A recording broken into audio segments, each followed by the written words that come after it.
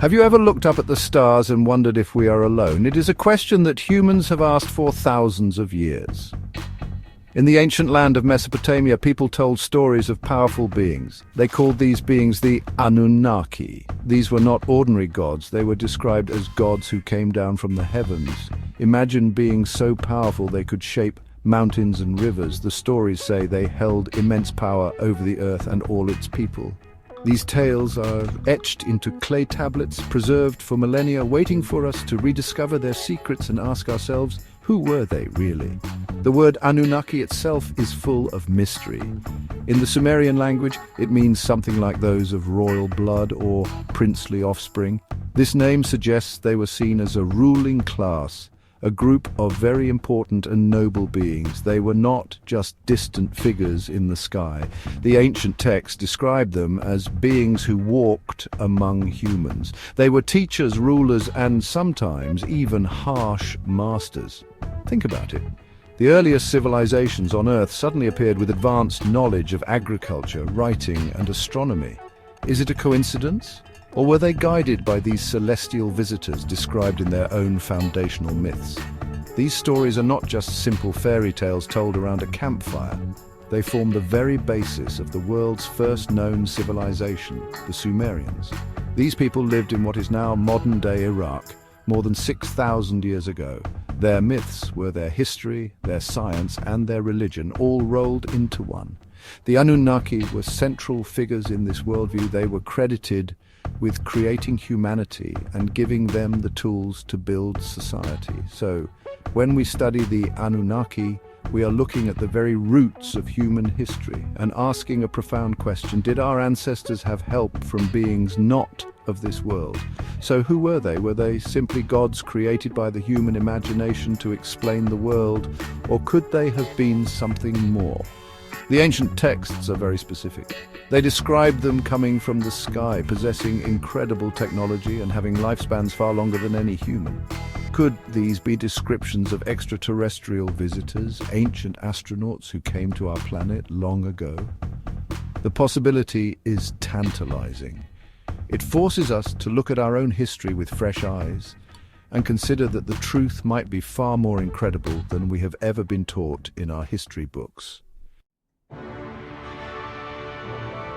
The stories of the Anunnaki come from a very special place. They were written down on clay tablets using a type of writing called cuneiform. This is one of the oldest forms of writing in the world. Archaeologists dug these tablets out of the sand in places like Iraq and Syria. For a long time, no one could read them, but once scholars cracked the code, a whole new world of ancient beliefs was opened up. These tablets tell epic stories like the Epic of Gilgamesh and lists of kings and laws. And woven through all these texts are the names and deeds of the powerful Anunnaki gods who ruled over heaven and earth. Why do these ancient stories still fascinate us so much today? It is because they resonate with our deepest questions about where we come from. Many people, including myself, believe these are more than just myths. Perhaps they are the distorted memories of real events. Think about it. How did the Sumerians know so much about the planets in our solar system? Their texts seem to describe planets like Uranus and Neptune, which were only officially discovered by modern science much later. Could it be that this knowledge was given to them by the Anunnaki, who themselves traveled through the solar system? The evidence, I believe, is written in stone. The main person who brought these ideas to a modern audience was a writer named Zecharia Sitchin. He spent his life studying these ancient Sumerian texts. Sitchin proposed a mind-boggling theory.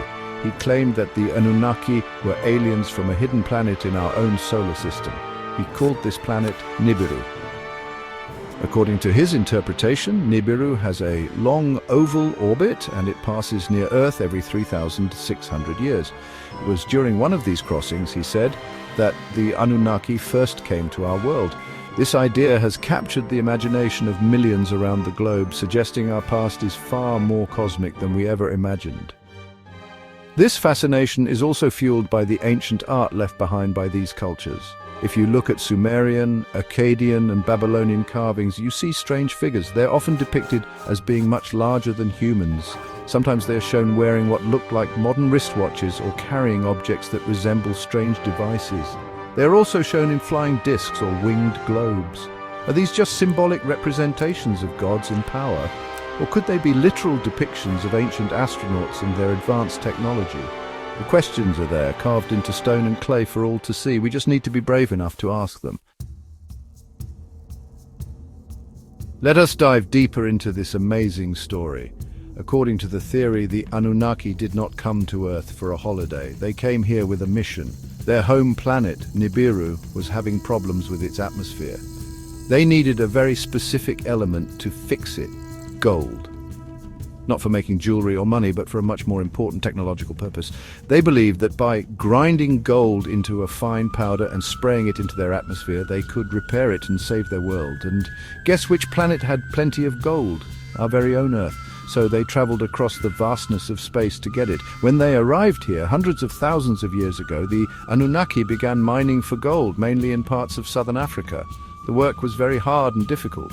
The texts describe how the lower-ranking Anunnaki had to do all the labor, and after a long time they got tired of it. They rebelled against their leaders. They said, "We will not do this hard work anymore."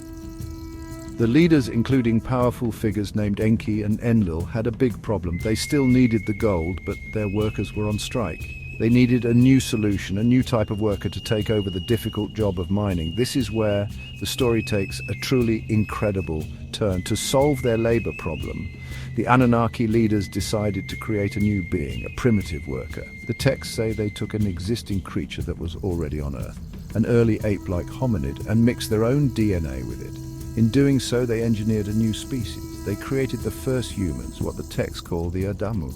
The purpose of this new being was simple: to be a slave, to work in the mines and dig for gold for their masters. Is it possible that the missing link in human evolution is not missing at all, but is in fact extraterrestrial? The evidence strongly suggests it. So, according to this legend, humans were created by these space visitors to serve them.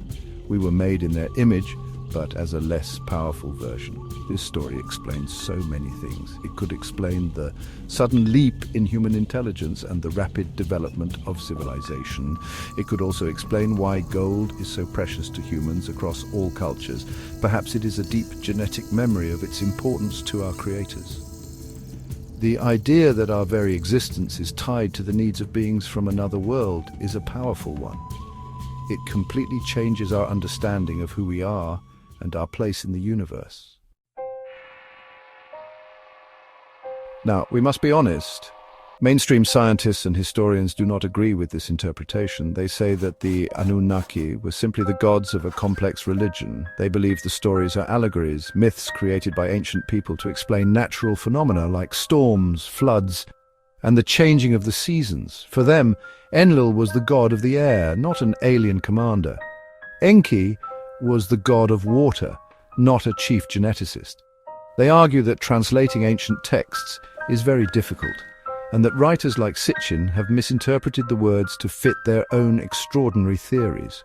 They ask for physical evidence, a piece of a spaceship or an alien tool. However, the questions do not go away so easily. The supporters of the ancient astronaut theory point to evidence all around the world.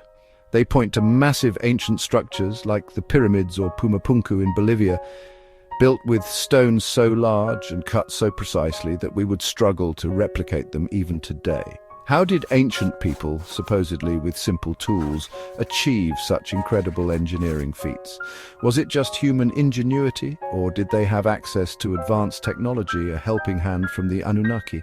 The structures are there, they are real. The only thing in question is how they were built. We also see similar stories in cultures from all over the planet.